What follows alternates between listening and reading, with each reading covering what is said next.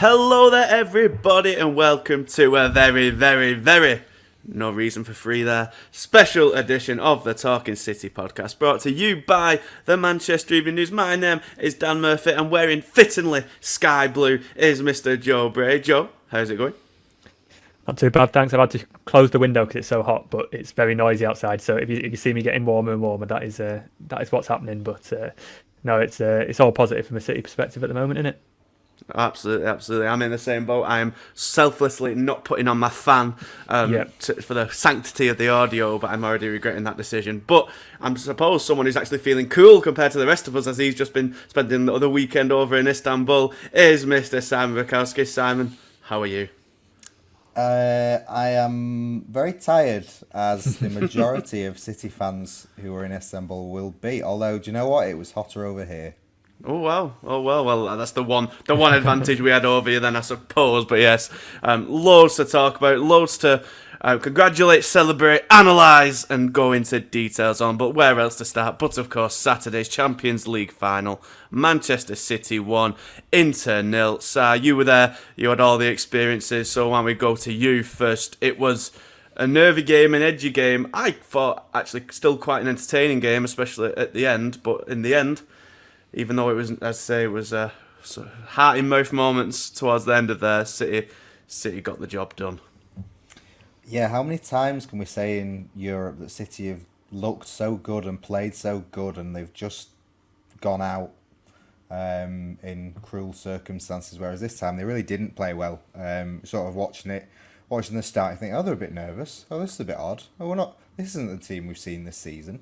And then as time goes on, and that 10 minutes turn to 20 and 30 and 45 and 60, and you're like, what on earth has happened to this football team? But they got the job done. Like you say, one move was all it took. I should say the defending was very good throughout. Diaz, Ake, Akanji and belatedly Ederson were all terrific, which was why, even though the team wasn't performing, they were still level. But yeah, it was. It felt like nerves got to the team, the fans, the whole. They had all this build up where it was like this has to be it, and then as time went on, you start to think, oh God, what if it isn't it, and what would all that mean for everyone? Mm-hmm. I think nerves certainly played the part. I think most of the players admitted it as much in the post-match interviews. There was about 18 of them, so it's hard to kind of keep track. But I'm pretty sure Kyle Walker definitely did, and maybe Gundogan. All kind of said like the nerves obviously played a part. It's going to do in a final, and I think the common theme was they all knew it was going to be difficult. A few players admitted they didn't play well. I think Grealish said he played dead was the description he went with, and yeah, no one. But I think, who was it who said it was fine? Haaland it was, of course. It doesn't matter how you play in the final. It doesn't matter who's good, who's bad. It just matters of getting over the line, Joe. But I think, we talked about the nerves and how they're obviously going to get to anyone in that sort of scenario, especially when, you're trying to avenge the heartbreak from 2 years ago. But, we didn't quite get the experience of what a stifling atmosphere it was over in Istanbul in that, sweltering stadium. And I think, before we go any further, Inter deserve a lot of credit because their game plan almost worked to absolute perfection. A Lukaku header goes in, a Lukaku doesn't block his own teammate's shot, as we'll get onto, and Inter might well be standing here European champions instead. And they played the right game, but City just had in the end, they had the nerve to get through it, I think, which is maybe something, as Simon said there, maybe something they have lacked in recent years, that edge, that steel, just to get them over the line. The final piece. Well, Guardiola said it, didn't he, when they beat Real Madrid so comfortably. He knew that an Italian team in the final wouldn't present a particularly open game. I think Diaz and De Bruyne said it the day before the game, so did Guardiola. They basically said it's not going to be an open game, it's not going to be that sort of intriguing to watch for the neutral. But I think City did enough. Yes, they were below the best of the very high standards that they have set for themselves. But as we touched on, the defence, Guardiola made a big call in not selecting Walker. He selected 4 centre-backs, moved John Stones into the middle. It all worked out well because tactically, yes, Inter had a lot of the sort of the ball in the first half. I think you've got to say. I think they were better with the ball when they had it. but they didn't really do much with it. They didn't create many chances. They didn't test Edison that much, and it was actually City who had the two better chances of that first half, when we were all sat here thinking City have been really off it here, but actually they've had the better chances and not let any chances on goal. And I think that's where City have really developed in recent years. For example, in the Bernabeu, when Real Madrid are on top, City stand firm, they don't concede a second goal, then they get an equaliser. In the final, they stand firm, they don't concede a goal, they give themselves that position to score a goal in the second half. And you think back to 2021, that final, it was quite a similar game where City didn't really turn up as they should have done.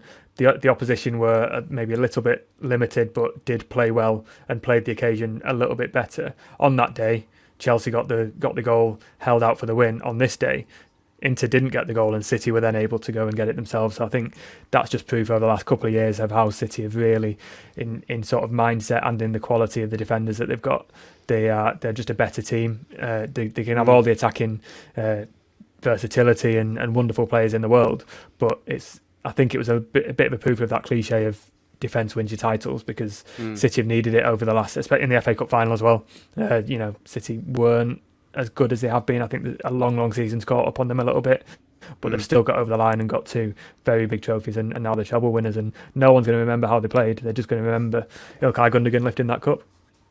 Yeah, absolutely. I think what Inter did quite well. Actually, I agree. They didn't create much apart from that kind of literally until City scored and then DiMarco hit the bar and then the chances started flowing. But what I thought they did exactly in the first, well, up until like the 60th minute or so, what I thought Inter did quite well, side was like it wasn't just a case of them like really sitting back and just waiting for City to kill them. They kind of they were on a bit of the front foot. I thought they pressed the full-backs, the wing-backs really high, and Dumfries and DiMarco and Barella, who's a great player. They were kind of just really getting amongst City, trying to, I wouldn't say rough them up, it wasn't quite like that, but it was making their presence felt and trying to stifle them and put them off the game. And that worked quite well, and it was, De Bruyne's injury obviously had nothing to do with that. He, sadly, as Joe says, his fighting through the pain barrier with a damaged hamstring for the last 2 months finally caught up with him. But I think the introduction of Foden, who was probably one of the few players who didn't seem to have the occasion get to him quite as much, and was just brought that energy into maybe we'll talk about this during the summer, but kind of pointedly played in the middle for the first time in months and was really excellent. Brought that maybe a bit more composure, a bit more energy, and then eventually, as you say, City kind of started taking a bit more control in that second half. And while Inter, I thought Lautaro Martinez disappeared a little bit, didn't really show up on the biggest stage. And when you've got 37-year-old Edin Dzeko, you're not going to create the most chances, and that's probably what Inter will be kind of ruined now. They had the ball, they knocked City off their game enough to win it, just didn't create enough when the scores were level. Because you get the impression that if Inter had gone ahead there, it was really the sort of scenario where City might not have come back from it. Yeah, it's kind of ironic that Foden plays out wide rather than in the middle, because he's not trusted yet to bring that control and tempo, and yet he came on in the final and brought control and tempo that they hadn't had. Inter were just kind of very good at pressuring City's midfield and defence on the ball, and found a City team who were just spooked. I mean, even I can't remember the exact timings, I haven't watched it back, but there must only be a few minutes between City's goal and before that, Manu Akanji just completely ignoring a Bernardo Silva back pass and Martinez going in on goal. It was only Ederson saving it that kind of stopped Inter getting 1-0, and if Inter had scored at that point, you all would have said, well, that was deserved. So kind of right up to City scoring, they were still playing really badly. And then even after the goal, Inter had lots of chances to score from really, really bad defending. As much as I've just said how good the defence were, but the whole team basically it was weird. Like the crowd tried to get them going, and then even the crowd kind of started getting a bit nervous and were like, they're not responding. Guardiola tried to get them going. That was when the Martinez chance was when Guardiola was just on all fours, just like desperately looking at the play, trying to do something. So not to go too overboard, but there really weren't like many redeeming features from the performance over the whole 90 minutes. I was doing ratings. I was about to give Rodri a 4, and then he scores, and you're like, well, what do you give him? Because he's still been rubbish, but he has Yeah. scored the Champions League winner. He said so himself. He said, and I don't know if you've seen any of the post-match interviews, but he said literally on BT Sport that he was a S. bleep. Like, Yeah, even himself admitted it, as a lot of the others did. Like, he got man of the match in the stadium, and everyone was just like, "What has this happened?" Like, Stones was amazing. Stones was man of the match by a country mile, I thought. But other than Stones and then Ederson's saves at the end, like there was a lot of rubbish in there. There absolutely was, but let's kind of talk about that positive, and that, of course, Joe, is John Stones. And it wasn't even like he was playing the role exactly like we've talked about so much in recent weeks. He was playing even further up. Instead of it being kind of the centre-back to the more defensive midfield position, it was right back to kind of, as he described it, a number 8 position, kind of getting on the ball much more, going further up the pitch. And he was absolutely amazing. What has happened? Like, it's easy to kind of forget that maybe 2 years ago or so, like, it looked likely that Stones might leave. He was kind of struggling with injuries again and confidence, and Diaz and Laporte were excellent. There was no getting past them. Ake had come in like potential replacement, and now all of a sudden he's like England's best midfielder apart from Jude Bellingham. I feel sorry for Gareth Southgate because England's complete lack of centre backs means there's absolutely no chance he can do the same with England, I imagine. But it's almost like it's a shame that we can't have him in the midfield for the Three Lions, because it was on the biggest stage, and I think he did the same against Madrid, against the likes of Modric and Kroos. He bossed it, but to do it in the Champions League final when everyone around him was kind of losing their heads a little bit, he was the one for the full 90 minutes to just keep calm, keep composed, and do his job to an absolute T. I think I saw a stat that in a Champions League final, only Lionel Messi in the last 10 or 15 years has completed more dribbles in a Champions League final than John Stones did the other day, which is, I mean, it's one of them. If you said at the start of the season that Stones would be named in the Champions League team of the season as an out-and-out midfielder, he's bossed the midfielder in 2 games against Bayern, Real Madrid and Inter Milan in the final. You just wouldn't have believed it at all, but that's the nature of this City side at the moment. Guardiola's put 4 centre-backs in his team, in his defence in a Champions League final, and nobody said a word, and everyone said, yeah, that's the right decision. Unthinkable at the start of the season, but I think Stones' sort of evolution into that role, it's probably been coming for longer than we expect, but there's never really been the time to do it. But coupled with some very, very good form at centre-back, and then the whole system has evolved this year, maybe sparked by Rico Lewis, but the sort of need to have someone pushing forward into midfield from defence. Stones has done it a couple of times, and then he's run with it, and he's not just played well, he's played well against very, very good sides and very, very good midfielders, and it's exciting to see where he can go with that this year, because it feels like he's only been doing that for a couple of months now.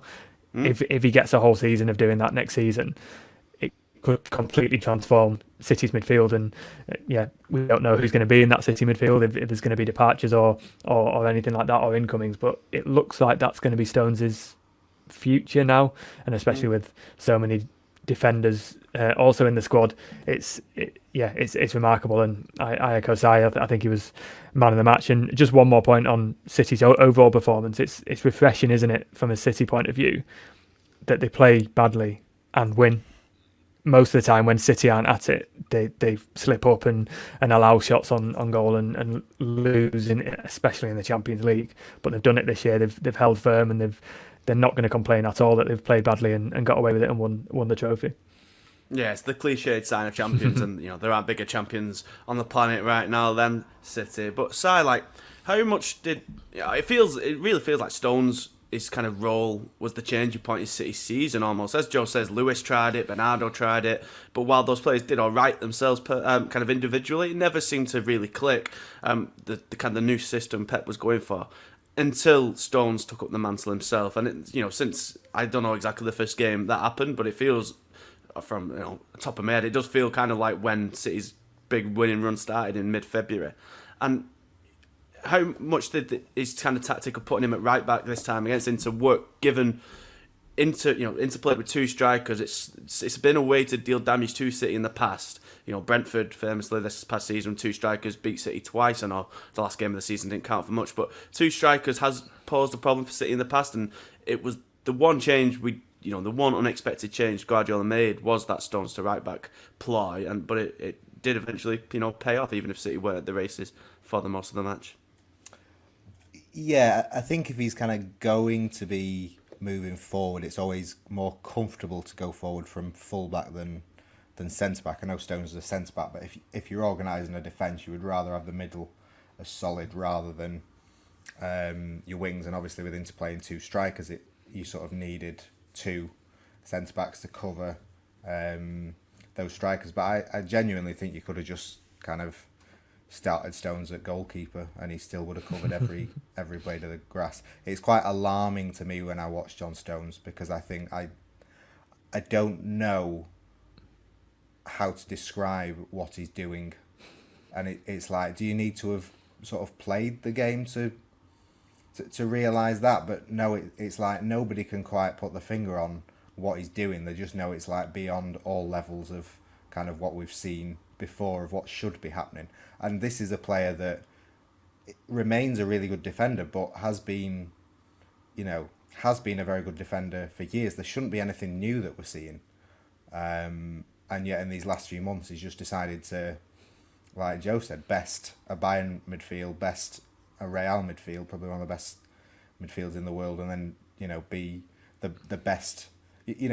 He's bossed a Champions League final. How many players can say that in their lives? Not very many, and it is frightening how good he is and how much impact he's made in such a short space of time. Yeah, exactly. That's what's the stunning thing. Like, it almost feels like Stones is like part of the furniture as a midfielder now. But I can't get the stats up so quickly, but it's certainly not been. It certainly wasn't before 2023 when he was playing in that role. It's been a few months, 4-5 months tops when he's been doing it, and yet it just feels so kind of part of the furniture now, as I say, so normal. But the other player who's City kind of their final win to, Joe, was Ederson. Now, it maybe the one from Lukaku, the save that had us all gasping because it just had to be a certain goal, wasn't quite as amazing as it looked, as given poor ill-fated Romelu Lukaku did everything right, headed it down, but sadly headed it straight at Ederson, who needed it away. But then he saves, as I mentioned, he saved earlier on from Martinez just before the winning goal, and then he saved in basically the last moment of the game from the corner, leaping to his left, and confident catches. You wrote earlier this year about how City fans were kind of questioning him, but I don't think there's any of that now. Yeah, well, the criticism was that he didn't turn up in the big games and he didn't make those big saves. That debate shouldn't have been a debate to begin with, but it's over now. He has won the Champions League for City just as much as Rodri has, and he stood firm for the Lukaku chance and kept his head when he maybe hasn't done in the past. The Martinez chance, sorry, the Lukaku one. Yes, Lukaku is the one to blame for that, but Ederson's moving across that goal very quickly, and I don't think every keeper would save that, and I think he deserves probably more credit than he's getting. And the one in the final minute, there's a video from behind the goal, and it shows that the header, I think from Gozens, is going in that far corner, which would have been the last kick of the game, sent it to extra time. We've seen City in that situation. They had a lot of defenders on. Would they have been able to recover in extra time? Who knows? But Ederson punches that away, and I think that's as big a moment as any other in that final. And it was telling that a couple of players, instead of running to the fans, ran straight to Ederson, especially obviously Scott Carson and Stefan Ortega from the bench. But I think Nathan Ake gave him a massive hug, because he knew that last kick, last punch save, should we say, was as big as Rodri's goal. Absolutely. There was that moment as well, wasn't there? Like 92nd minute, I think it was injury time, when the high ball goes in from Inter, and Ederson jumps higher than everyone else, catches the ball with his hands, and falls to the floor, holding it.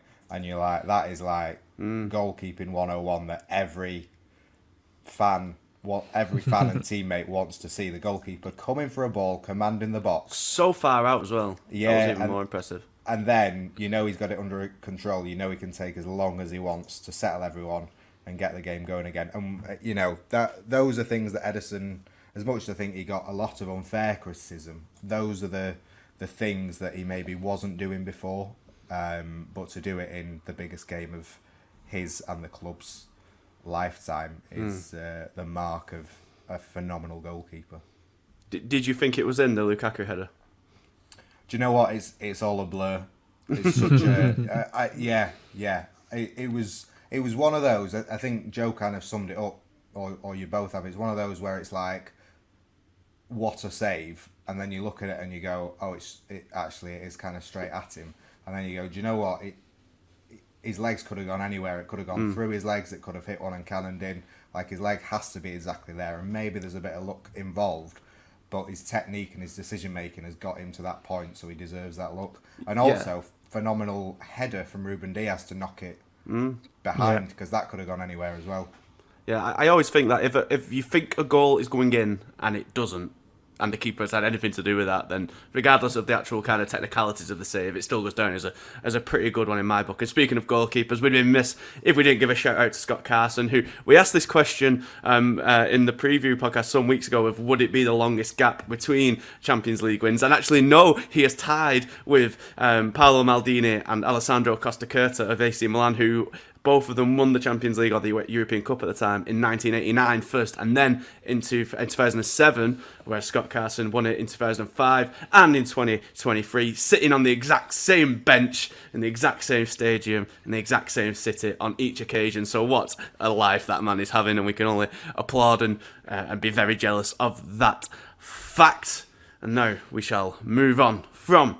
Oh, no, we won't. We'll be amiss if we didn't talk about Rodri, of course, because, you know, you did say Si didn't have the best game, and as I said, he said so himself. But Joe, to go from 2 years ago, the disappointment of not playing, being his kind of absence being credited as the reason why City didn't defeat Chelsea and Porto, to then be the man to make the difference, it's some story, and it was a great goal, and he's been a massive player for City for the last 3 or 4 years now, and it feels almost fitting that a player of his kind of standing in the team would get a player who doesn't get many goals, but my God, he's got the most important one since maybe Sergio Aguero's way back in 2012. Oh, definitely, and I think there will be a debate that will now go forward of which one of those 2 goals was the most important. Oh, Dickov's is still up there. Oh, Dickov's, yeah. I think with Rodri's goal, I've described it in so many different ways. It's been like a deft placed shot, controlled, but also he absolutely thumped it into the back of the net and he curled it round. He's done so many different techniques in one shot. It was emphatic and also so controlled. So it's a very good goal, and City really needed it at that time. And it would have been one of those chances where if he'd missed, City would be ruining that at the end of the game, just like Inter probably ruined the Lukaku chance and the one that hit the bar. So no, I think Rodri is probably a fitting player to score the winner in a Champions League final. He's been 7 or 8 out of 10 in every single game, bar 1 or 2, including this final. But over the season, he's been sensational and undroppable, to the point where Calvin Phillips hasn't been allowed to come in and learn his trade, because Rodri's been so important for that team, and he's just the one that keeps City ticking, and he's now come up with quite a few important goals. He's got this one, he's got the equaliser against Villa on the final day, that one against Arsenal that was ultimately one of the differences between winning and losing the title last season, the curler against Bayern Munich. He doesn't score normal goals, does he? He doesn't just score ones that you forget about. If he scores, it's normally a big goal. Yeah, I don't know if any of you watched Soccer Aid on Sunday night, but there was Scholes actually scored quite a similar goal in that he kind of closed down on a loose ball and banged it into the bottom corner. But I must say, I think Andre Onana is a bit of a better goalkeeper than Leon Edwards. That must be said. You know, Si, it almost felt like it was the one bit of quality City really had throughout the whole match, and they were able to capitalise on it. The pass from Akanji to Bernardo was brilliant, and then his cutback. It was Bernardo, wasn't it? I believe. His cutback, and then the shot. It was like and it was almost fitting again. Though it was such a typical goal of getting to the byline, pulling it back, and then usually it's a tap in, but this time it was a finish fitting of the occasion. It was fitting in that it was, like you say, a kind of signature move from Guardiola over the years. It was also fitting that it was a second ball, that, you know, Bernardo's cross got cut out.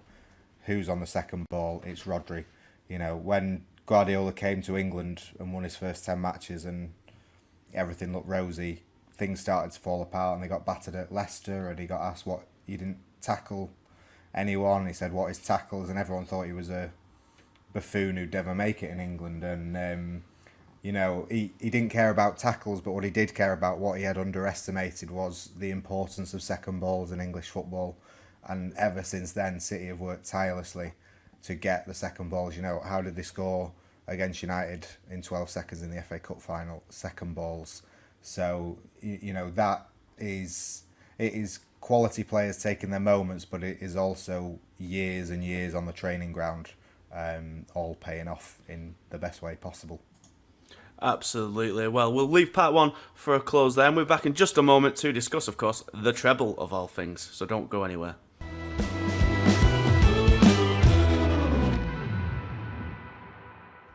Hello there, everybody, and welcome back to the Talking City podcast, where we now, of course, have to talk about the treble, the Premier League, the FA Cup, the Champions League, all won by City in a single season, only the second English team to do so, equaling their neighbours, Manchester United's equally great achievement in 1999. There's only a handful of English teams to have, a handful of European teams to have accomplished it, Joe. And how do you put the magnitude of this kind of into any sort of perspective? For it to not have been done for 24 years in English football just shows how remarkably difficult it is to do. It's strange, isn't it? Because there's been so much focus on winning the Champions League, and Guardiola said it last week that winning the Champions League is more important than winning the treble.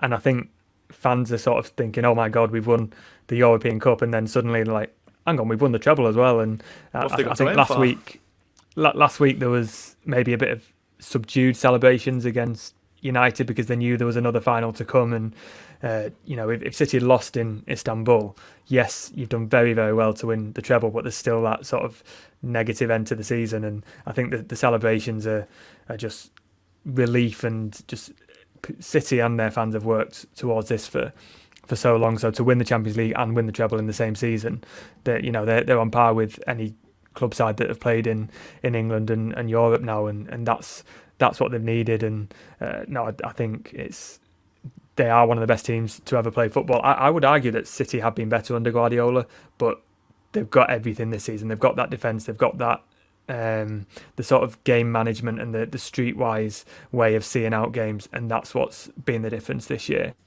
And they've used that experience to their advantage, and this team is a result of a lot of work and chopping and changing over the last few seasons to get to this point where City are ready. And Guardiola said it was written in the stars. It has felt that way in the last few weeks when they beat Bayern, when they beat Real Madrid, the way they beat United in the final. It's felt like City were always going to win that. And apart from maybe an hour before Rodri scored, it was going to be City's title. So we're going down to the parade later, and it'll be some scenes, I think.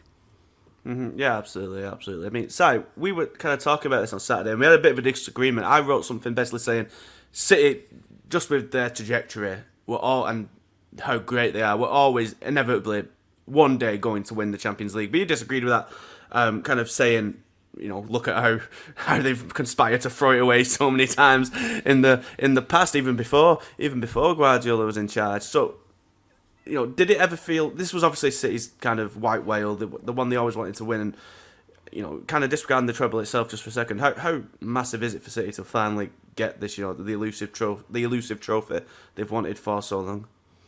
Yeah, it's enormous, and, as Guardiola said after the match, they easily could have lost that game, and that is the answer to anyone who says it was inevitable that they'd win the Champions League.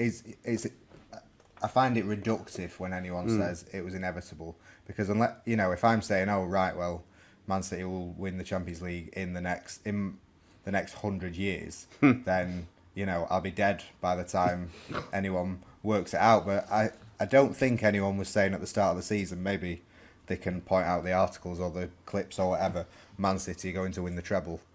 I remember doing a broadcast interview for a major network in January when City had just lost the derby, and I was asked if United were going to do the quadruple. So, clearly that was a more sensible question at the time than are City going to do the treble. Are Chelsea is it inevitable that Chelsea will win the Champions League now they've spent 600 million in a year? Don't think so. But by the argument of the people who say it was inevitable that City's success would, City's money would lead to that, you would have to say so, and yet no one is looking at Chelsea and saying. However, I bet the same people who are saying it's inevitable that City would win, should Chelsea win in the next few years, those same people will say it was inevitable that Chelsea would win. But they're not saying that now, which is, it's very easy to say things in hindsight, isn't it? Of course. So in City's case, I'd kind of argue not just the money thing, as we'll kind of touch on later, but more just the setup, how they are clearly a better run club than Chelsea. Regardless of how much money they spend on players, it's more the infrastructure they set up. Guardiola being the best manager in the world, he might well have not won it. It was his first Champions League since 2011, but it always felt like you know what I mean? That they surely, how could they not win it at some point? But again, as you say, I know, but that's it's football, so hard. isn't it? That's the thing. It's so hard. You know, one-off games. You know, an Edison shin away from not winning it. Yeah. Or maybe not winning it. So there's so much jeopardy in football, and that's why people watch football. Because if it was decided at the start of every season who would win things by who had the most money or who was the best run club, it'd be really boring. And football wouldn't have the audience it does have. So, you know, it kind of takes away from City's success to say, oh, it was always going to happen, because there are so many things that could have happened, and also kind of with the treble, like, you know, it is the best season an English team has had, along with United in '99. I'm sure loads of people will debate whose was better, but pointless. You know, celebrate them both, because it's a phenomenal achievement. Exactly, and it's insane to think that only a Nathan Jones Southampton team prevented perhaps a quadruple, which would have made it the best kind of accomplishment in a single season. But you know, how the question I put to Joe: how do you put like this achievement into kind of perspective for City? It's so huge and a rarity, especially, you know, in English football, as we say. Sorry, say that again. How do you kind of put that achievement City have done into any sort of perspective? Because it's just, you know, such a rarity and such a massive thing to do. Well, I think it has to be up there at the top with United's treble. I think it beats City's 100-point season. I think it beats Arsenal's invincible season. I think it beats any other kind of you know, major achievement. There is the big caveat that is the Premier League charges that will affect some people's perception of City's success now, and which we'll get to. Will absolutely affect the perception if City are found guilty. But for now, I think you've got to call it as it is. Yeah, absolutely. And, you know, another, you know, as well as City's legacy, Joe, it's also massive for Guardiola's legacy. He was kind of quite candid after the game, saying, you know, maybe he was doing it in a jokey fashion, but you could kind of see the relief there as well, or, you know, no one can call him a fraudiola anymore for not winning the Champions League with City or not being able to do it since he had Messi. But in the same breath, he is, you know, I think was it before the game, he said, "Oh, I'm so successful because I have Messi and now I have Haaland." But at the end of the day, I don't think City, regardless of how many amazing players they have, do this, you know, without Guardiola. He's a genius. He's affected football from, you know, over the last, 15 years now. He's affected football from the very top all the way to kids playing in schools and lads playing in parks, or lads and ladies playing in parks across the world. Every team, pretty much everywhere now, passes from the back, and that's his legacy. And to get this, you know, only the second manager, I believe, to win a European treble, a remarkable manager, probably certainly the best in the business at the moment, probably arguably the best of all time. And, you know, what a way to kind of secure his legacy. Not like I think any of us here would ever question his legacy, regardless of what City had won this season. But to those kind of few doubters who are still out there, I think it shuts them up quite considerably. But probably not, knowing the internet and knowing people. This is it. He would have been remembered as a sensational manager who's done game-changing things. without City winning the Champions League, but there would always have been a but he never won the Champions League on every sort of article or podcast or comment about Guardiola at City. Now he's done it. It's sort of a validation of everything that City have done over the last 10, 15 years, everything Guardiola's worked for, and it's a little bit. This isn't my point by any stretch. I've seen it a few times on social media, but it's a little bit like Messi winning the World Cup. Everyone knew he was the best. Everyone knew City were the best. Everyone knew Guardiola was the best. But now they've got that trophy, then it's something that just silences all the doubters now. And I think what is telling about Guardiola is that he wants more. He said, we'll come back, we'll start at zero and we'll go for more. As you say, they could have won the Carabao Cup this year. They've got the chance to win the Super Cup, the Club World Cup, which they're weirdly qualified for 2023 and 2025 now. So they've got 2 chances to become champions of the world. And that will be another way that, I mean, whatever you think of those competitions, that City fans and City's hierarchy can say, look what we've done. We've literally used everything we've got and we are the best in the world or the best in Europe. And for now, they are undoubtedly the best in Europe. Yeah, absolutely. As kind of Joe touched on their side, Guardiola wants more. He has said he's going to stay, and it's expected he'll stay for like the remainder of his contract. But is amid all the euphoria and celebrations, is there not that brief worry of what does City do when he's gone? I think there was an inkling after 2021 that he might leave had City won the Champions League back then. His kind of job done. So is it a bit strange that he's staying now after doing even more than he would have done in 2021? Or what do you think? Do you think he's just, he's got the perfect setup there? He clearly loves his team and his players, and why wouldn't you stay to, as Joe said, to go and conquer all those other competitions? I mean, first and foremost, he will stay till 2025 because he's an honourable man who honours his contracts and respects the working environment he's got. His first thanks after he won the final in the press conference were for Inter, and his second thanks were for Soriano and Khaldoon Al-Mubarak for not sacking him, basically, for not winning the Champions League. So, he respects that environment. It would be so tempting for Guardiola and for all of the players to say, how do I top that? Almost certainly some of them will never top that in football. Most of them won't, because it's a treble. What is the motivation to turn up for work and try and do it all again? And you would say, what is the motivation for coming back after a 100-point season? What is the motivation for coming back after winning the league twice? What is the motivation for winning after winning the league 3 times in a row? And Guardiola and all of his players share that mentality that only the very best of the best have, where they just want to win again and again and again. I think Guardiola was asked a few months ago if he was bored of winning, and it was just like bemusement across his face that at the idea that he could. And I think as well, I keep saying don't I? Really dreadful. I blame tiredness. I think there was kind of an expectation. I mean, Guardiola never expected to stay this long. It was always kind of expected that he would maybe sign one contract extension, but his reign at City would not be this long. And he always kind of looked at managers like Roy Hodgson managing in the 70s and things like that and thought, oh my God, I want to be on a golf course. And that may still be, but at the same time, he's never kind of looked more relaxed and happier and more kind of bullish about his future than he has this season and in these last weeks. And his most recent kind of iteration of I will stay came up completely unprompted, really, when he said, I'll stay for as long as the club are under these Premier League charges. I'll be here. And he said when they first came out, I'll go down to League Two with the club and stay with them if need be. So he's a loyal guy, but he's also got this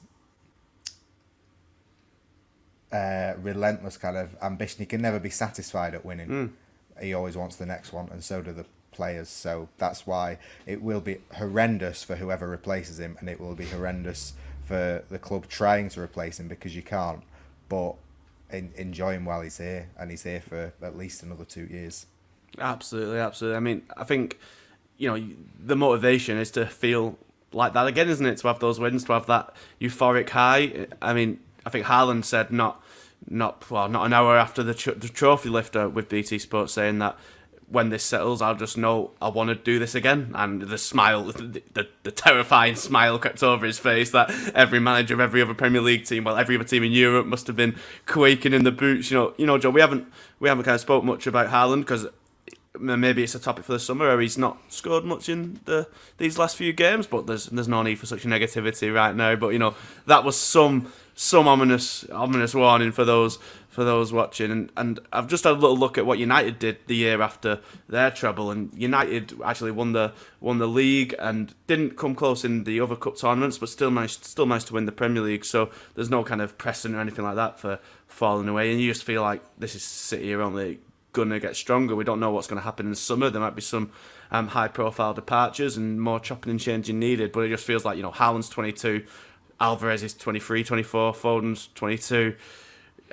It doesn't feel like Ruben Diaz is still only 26, for God's sake. It doesn't feel like anything's going to be it doesn't feel like City are going to be knocking off their perch anytime soon, that's for sure. The ominous thing that I got was not after the game, it was before the game when De Bruyne referred to it as this would be our first, as in we're going to go and get more. Like, as soon as we unlock this, then we want to go and get more. And I mean, especially De Bruyne will, because he's had rotten luck in finals now. But no, I think the fact that Haaland said it, I think Rodri might have said it, and Guardiola as well. Obviously, like, attention is turning now. They'll celebrate, and they clearly are doing, and making the most of that. But they will then come back and look at how we do it. And Guardiola was saying at the beginning of this season, how do you motivate players to come back for a third league title in a row? They found a way to do it. It wasn't always easy. It was quite rocky for a good 6 months of the season, but they did it, and they finally, got into that rhythm in 2023. And you expect that this is a team now and who know how to win. They've got that off the back now, the Champions League, and they will want to show that it's not just a flash in the pan, and they're not just a one year Champions League winner. They'll want to go and create a dynasty, as they have done in the Premier League in Europe, and you can see how it's going to happen as well. If you're looking at the way that they finished this season, you've got John Stones in midfield. Phil Foden's played his last few games in centre midfield and looked very good. He looks like he's finally going to get trusted there. You've not got any out-and-out fullbacks apart from Kyle Walker, so is it going to be a season where we sort of see this sort of 3-2-3-1 formation, if I've got that right? It's going to be real. There's a lot of shoots in this season that you can see growing into something bigger. Haaland's overall play coming deep has developed over the season. He scored 1 in 8 to end the season, but I don't think his level of performance has dropped. He's always been there, and he's becoming more involved, and it's just that Gundogan or Rodri or someone else has come up and taken the sort of the mantle off him of scoring those goals, and Haaland's got them there.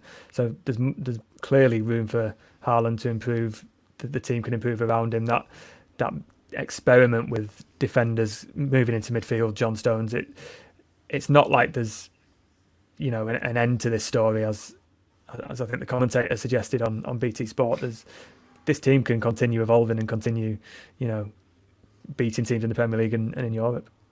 Yeah, there's plenty more success to come, that's for sure. But we'll bring part 2 of the podcast to a close there. We'll be back in just a moment to talk about a couple of the unsavoury bits on an otherwise fantastic night for City. Don't go anywhere.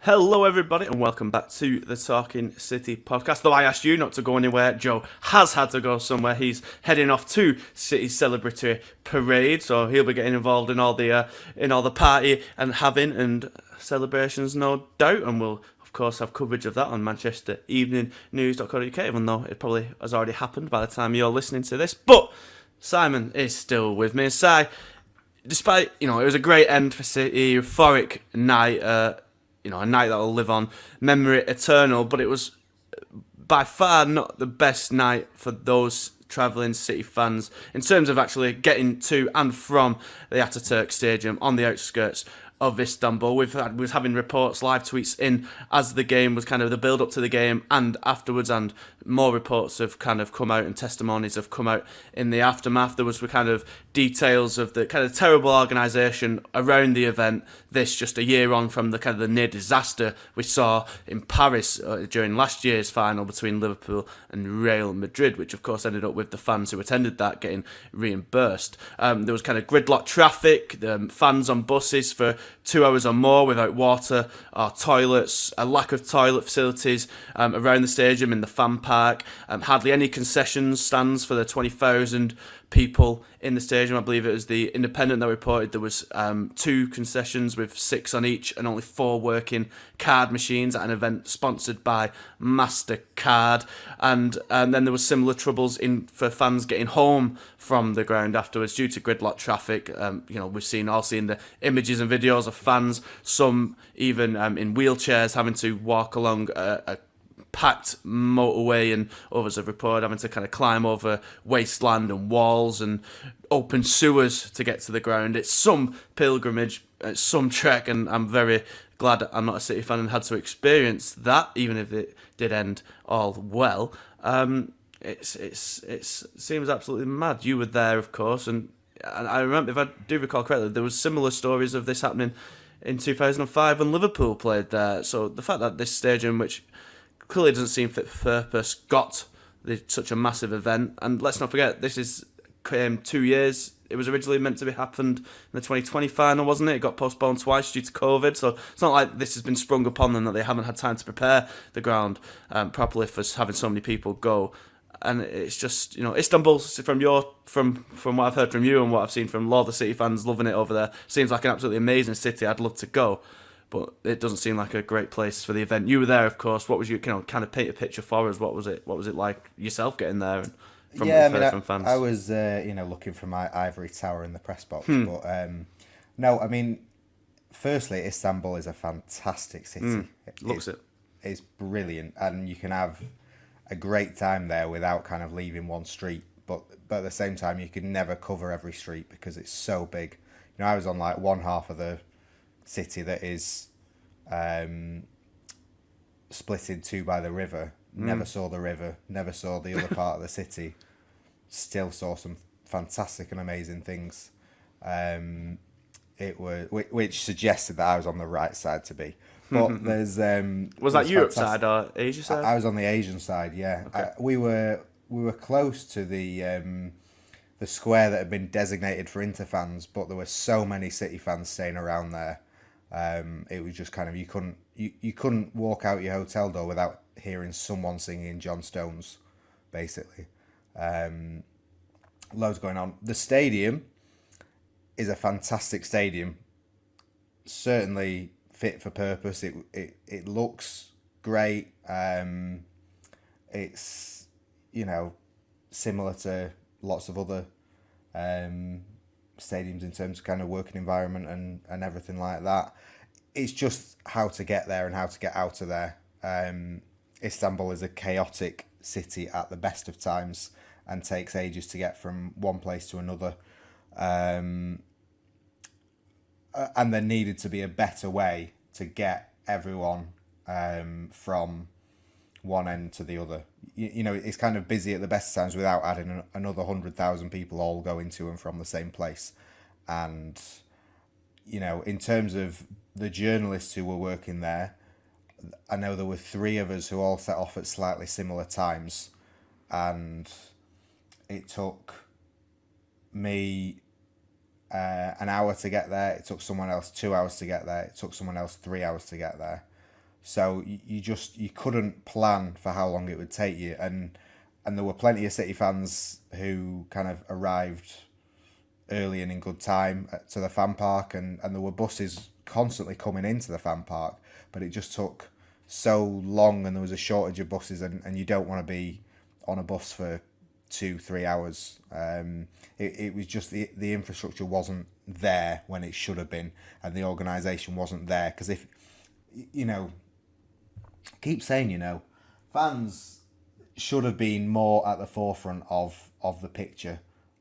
And if I turned out of the press box and went down a set of steps, I could see the care that was being given to President Erdogan's car as he sat there. As he was inside the stadium, his car was being cleaned non-stop so that it was at its shiniest for when he was ready to leave. And I think if any of that efforts had been put into looking after the fans better, it would have been a bigger story. I think, well, City put on a day trip for supporters that flew them in on the day and then got them out in the early hours after the game.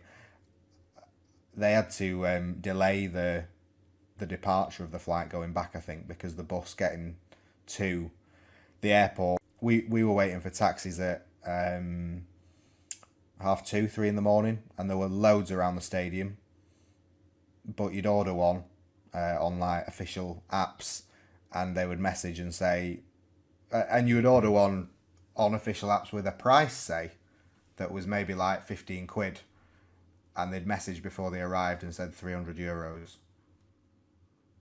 And you'd then message them, Yikes. and you'd then message the next one and they'd say 150, and you'd say no, and they'd say 120. You know, it was constantly. And What'd you get it for? I think we got it for 50 in the end. Oh, lovely work. Which is good for what was a 45-minute journey with no traffic. Because again, the stadium miles out. It doesn't matter where you were in Istanbul. The stadium was at least half an hour from you. And especially if you're in the centre, it was 45 minutes an hour. So that is another kind of logistical problem, especially in a city that has lots and lots of stadia. But you know, it's not what fans deserve to be desperately trying to haggle for taxis. It didn't seem that kind of accessible for a lot of people, and also it just wasn't what was advertised. City fans were told they'd leave, there'd be loads of buses to take them back, and there weren't, and that ultimately falls on UEFA, because there were plenty of great things about the trip, and I know so many fans who had the time of their lives out there, but things should have been better from UEFA, and there's no question that it did take away from some people's experience of it.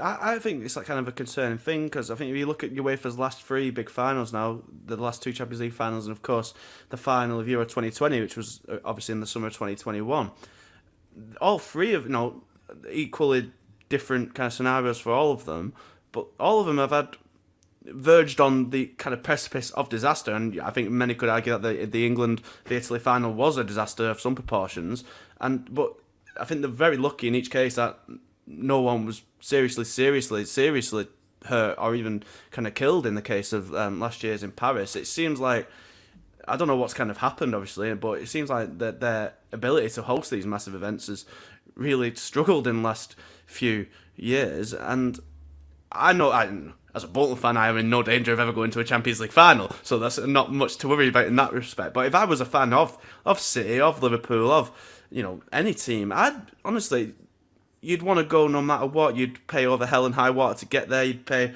whatever it took. You would crawl through open sewers and over wastelands to get there, because it's going to be the best moment of your life potentially. But if I was in that scenario, I'd be looking at like, is it really worth it? The amount of money you spend to then be treated like cattle at best and pieces of excrement on the floor at worst. It's honestly baffling to me. As I was seeing those scenes unfold, only on Twitter, of course, I wasn't there. I was just perplexed and quite, I won't say upset, but kind of like, it just, the fact that someone's amazing day could have been ruined by such a almost kind of traumatic experience is honestly quite sad for me. And I think someone pointed out, it might have been Miguel Delaney, the fact that it didn't kick off in such, between any fans, and there was no trouble whatsoever, it seems, in such a high stressful and hot and stuffy environment, is testament to the kind of the behaviour of both sets of supporters, which they should be absolutely praised to high hilt for. Yeah, I think so. Well, they definitely should be. I would say that as much, it was horrible getting to the ground. It was horrible for anyone getting to the ground for all the reasons described above. However, with an hour to go before kickoff, I think 19,200 of the 20,000 City fans were in their seats, and Inter had filled up before City. So for all the problems, there was never kind of any danger of like fans missing kickoff or anything like that. So in that respect, the plan worked, but there has to be a better way of organising than saying get on a bus that will get you there 9 hours before the game. And there also, that doesn't work when for 20,000 people. There has to be sort of some kind of organisation and staggering, and also, yeah, maybe even just like a shuttle that is separate to the traffic kind of thing, in the way that the City bus was shepherded into the stadium. Maybe just a special route for the day for people going, a special lane, even carpool, Champions League carpool lane for fans going there. I mean, it wouldn't have been respected because I was in taxis that ignored police cars with their sirens on. So it was it was just that kind of place. Good luck telling everyone to respect the rules of the road. But yeah, UEFA picked a fantastic city, and you know, having been to, nothing against Germany, but going to Dortmund and Leipzig and Munich, and the sort of danger with the teams that get to the latter stage of the Champions League is that it's all very England, Spain, Germany, and you know, next year's final, Wembley. Is that one to get excited Munich the about? year after, I believe, as well. Right, yeah. It's the UEFA president has made sort of a thing. Maybe he's not doing it that successfully, but wanting to take football to these showpiece events to countries that, you know, probably wouldn't have them otherwise, because no Turkish teams get into the Champions League final anytime soon. But knowing what they did, knowing what they knew about the place, it just should have been better organised, and thankfully there won't be any sort of repercussions or lessons to learn in the way that there were for Paris, but you would like to think that there will still be reports and reviews done on how they can make things better for next year, because they definitely can. And we can only hope that, you know, the win soothed any discomfort elsewhere for those City fans. We can hope at least. But moving on, you know, you touched on it a bit earlier on, but as you kind of mentioned, there is the case of the 115 Premier League charges still kind of hanging over City. And we've discussed this and had disagreements over it. And where do City stand with it? What's happening? Where do we stand with the charges at present? And does this kind of detract from the achievement? Because of course you're getting people on the internet and fans. You know, I always hasten to say the word fans because it's usually, you know, football picked Twitter trolls and whatnot. But you know, the feeling is prevalent amongst supporters of a lot of clubs. You'd probably say of like, it doesn't count, inverted commas, for those listening, inverted commas, this is not me saying this, you know, it doesn't mean for everything, it's cheating, etc. So, and it's not just fans I've seen this, it's an opinion I've seen held by certain journalists and whatnot, and, you know, I disagree on that front. I don't think there's anything that could ever, you know, I don't think any supporter in that stadium or watching around the world was that bothered in that moment. It's the best moment of their lives, and that'll never be taken away, and, you know, I don't think you can look at the crying Jack Grealish or the kind of emotional Kyle Walker, the celebrating, you know, crying Erling Haaland, Guardiola. You know, I don't think you can look at any of that and ever begrudge those men, some of the best footballers in the world, such a moment of eternal bliss. But, you know, these charges, we do kind of have to mention them in conjunction with City's achievements. Of course, the Premier League charges, so maybe it should just be in conjunction with the Premier League title win. But, you know, where does it all stand at the moment? Because I think there's a lot of complaints over nothing being said from the Premier League. But as we said at the time, it's going to be a long, old investigation or get to the end result of these charges, which City deny, of course. Well, I mean, it absolutely does apply to the Champions League, because if City are guilty of the most severe Premier League charges, then that also applies to UEFA. If they've misrepresented the finances to the Premier League, then they also have to UEFA. So it does apply to the Champions League. I think it absolutely has to be mentioned in any kind of big discussion about where City stand among the greatest teams. And I kind of think I would say objectively for journalists, but also any kind of rational person who wants to be taken seriously, there are two positions you can have. And one is that the charges have to be taken seriously, and if City are found guilty, then it will place an asterisk against the success they've had over the last decade. So innocent until proven guilty. And I think the other position you can take is that because of the charges hanging over them, they're kind of accused until or unless they are cleared. The two positions that I've seen that I don't think are serious are one, they're innocent whatever, and even if they're found guilty, their achievements still stand.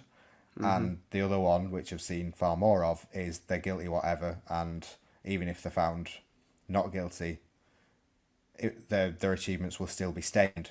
You know, you saw a lot of it with Cass, and people who choose not to believe what Cass have said can't be taken seriously, because if you're not believing kind of the court rulings, then you're essentially a conspiracy theorist. So the same will go on. But like you say, the problem is that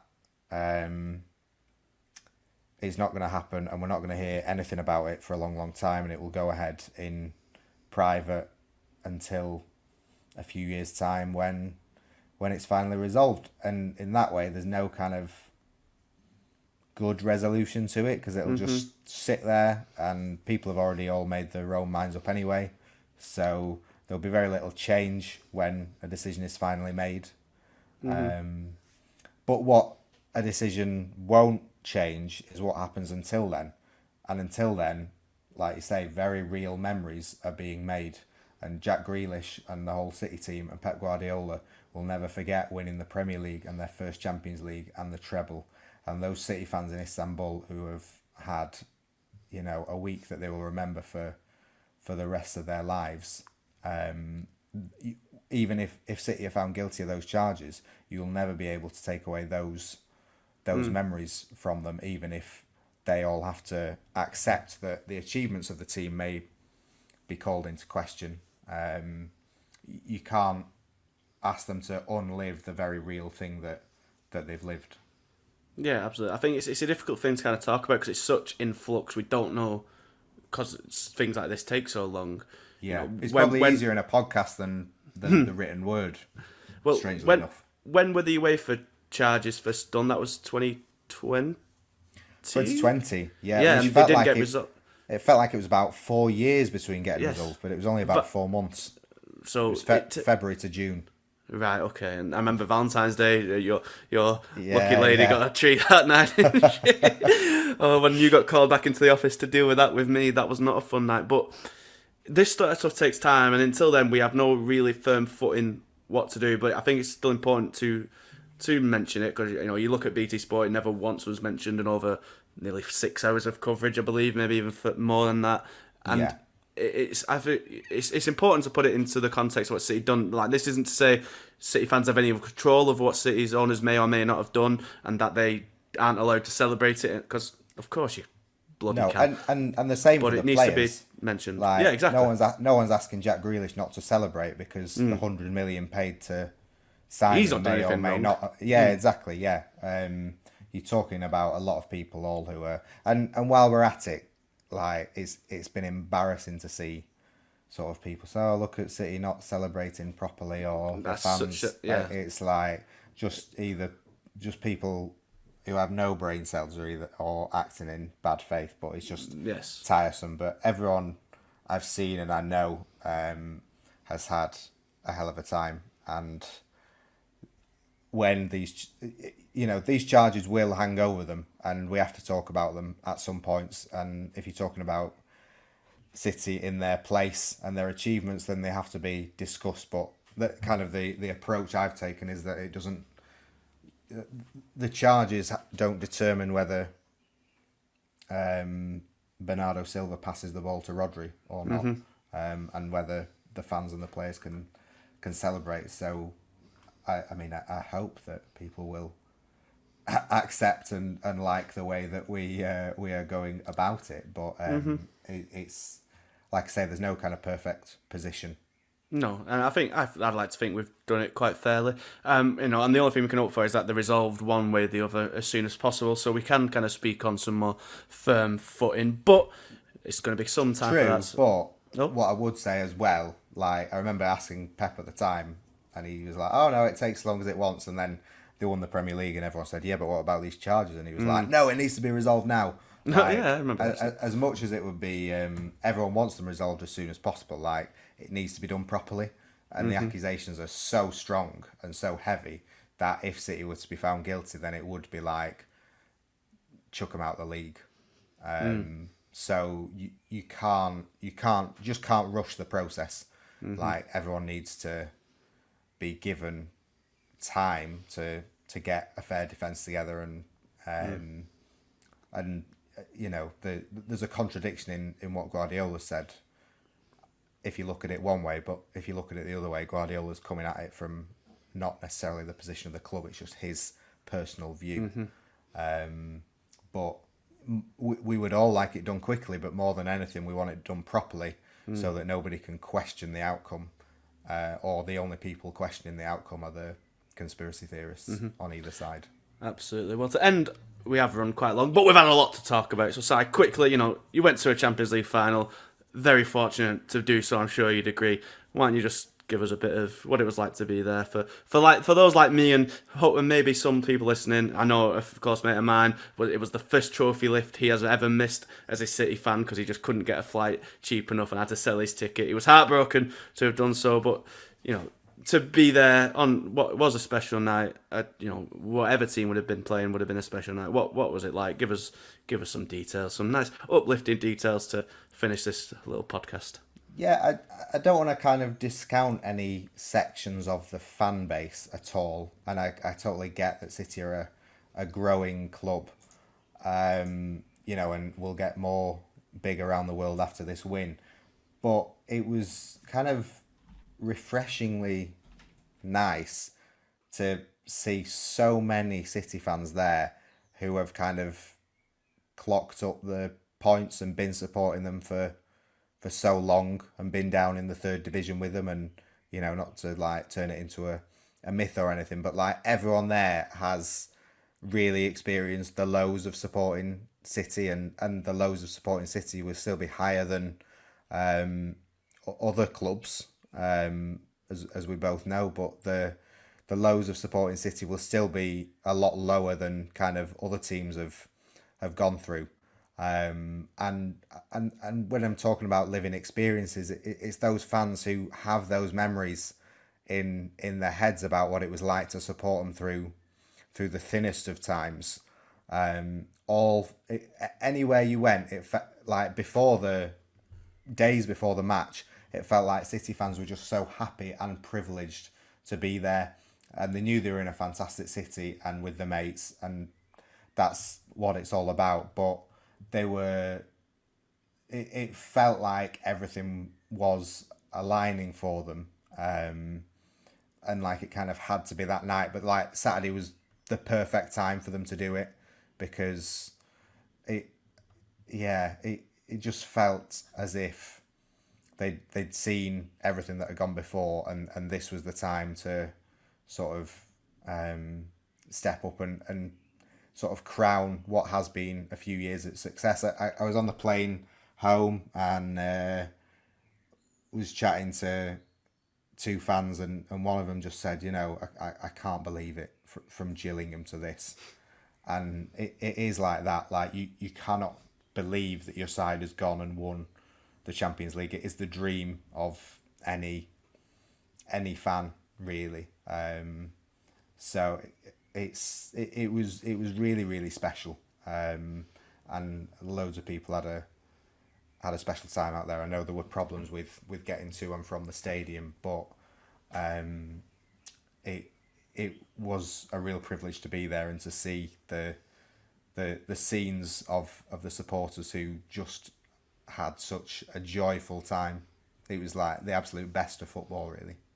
Absolutely. Well, on that lovely note, we'll bring this Chocker podcast to a close so I can finally get my fan back on, because I'm sweltering here. I can't lie. I cannot lie. If you've enjoyed this podcast and you want to listen to more, please go and get a little subscription. Hit that subscribe button. We'll be coming back regularly through the summer to, we'll have to dig up some topics for the first few weeks, but I'm sure once the transfer window gets reeling and the pre-season tour, when it all starts again, when the grind gets back going, we'll be here to cover it. Don't you worry about that. And of course, you can get, if you want to see this video, this my God, I'm fumbling at the last.